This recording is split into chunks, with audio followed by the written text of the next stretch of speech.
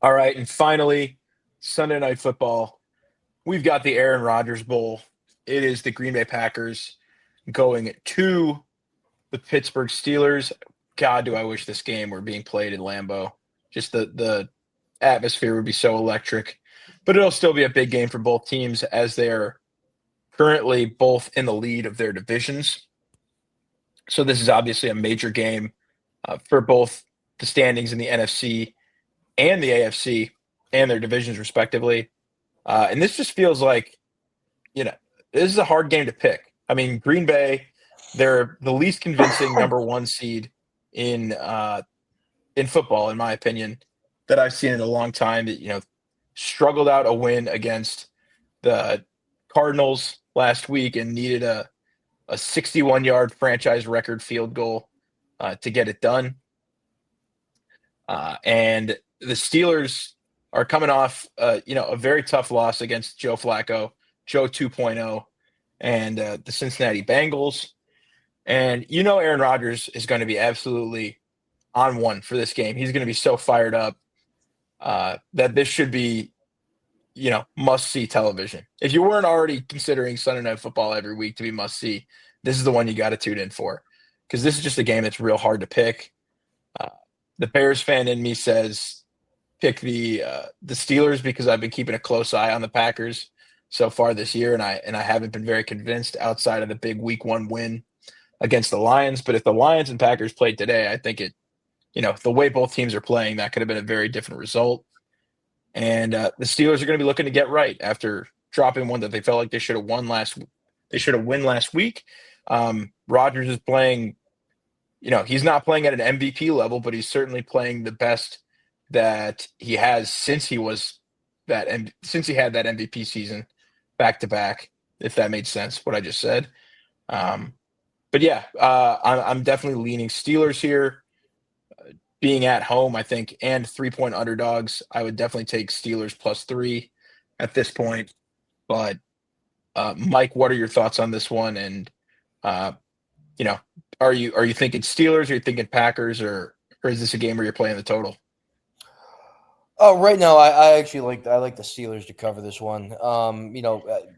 Aaron Rodgers finally getting to face Green Bay definitely has revenge on his mind, and he's actually played fine for the Steelers, and I think just about as well as Jordan Love has this season. I mean, the Packers aren't exactly dominating anybody. They barely beat the Cardinals and barely beat the Bengals, tied the Cowboys, and lost to my Browns.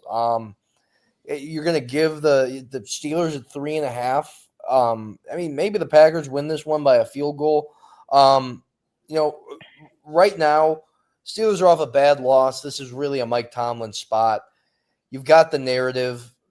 Mike Tomlin outside of a field goal. It took this Packers team to the final drive to beat Jacoby Brissett. So, this defense, as much as it was hyped up with Micah Parsons getting there, is very weak in the secondary. We've seen the connection that Aaron Rodgers has had with his playmakers. Pat Fryermuth looks great. DK Metcalf looks just like old DK Metcalf. Right now, just for me, it's a bounce back spot for the Steelers. You're buying very low on, they're low on them coming off that loss to the Cincinnati Bengals and Joe Flacco.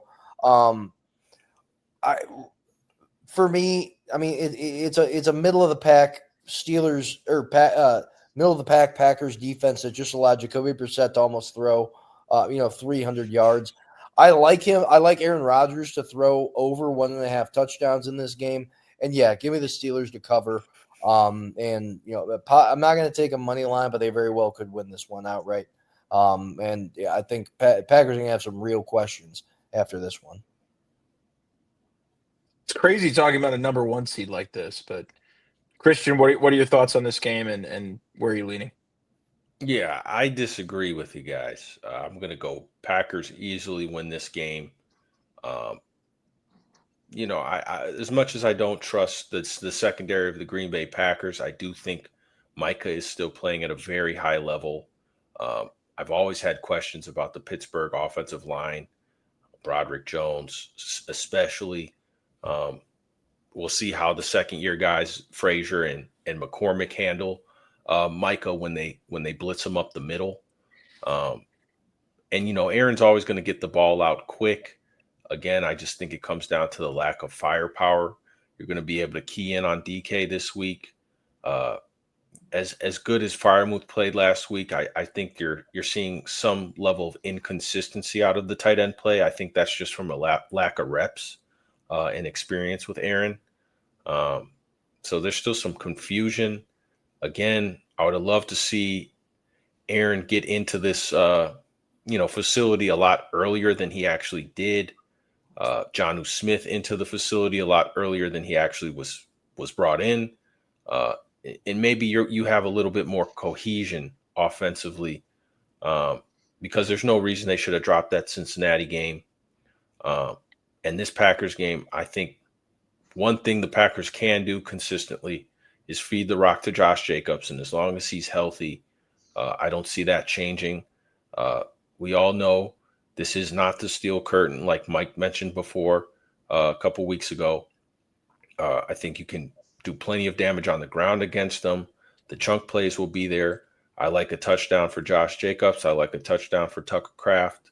And I do believe Green Bay is going to be able to win this game similarly to how they've won just about every game this year. Start hot. I think have a good play script to start the game, and kind of just hang on to that lead throughout the course of the game. Aaron Rodgers doesn't have enough firepower around him, and I think after this week, they're going to definitely be looking in the league for a receiver, whether it be Waddle, Olave, one of those names.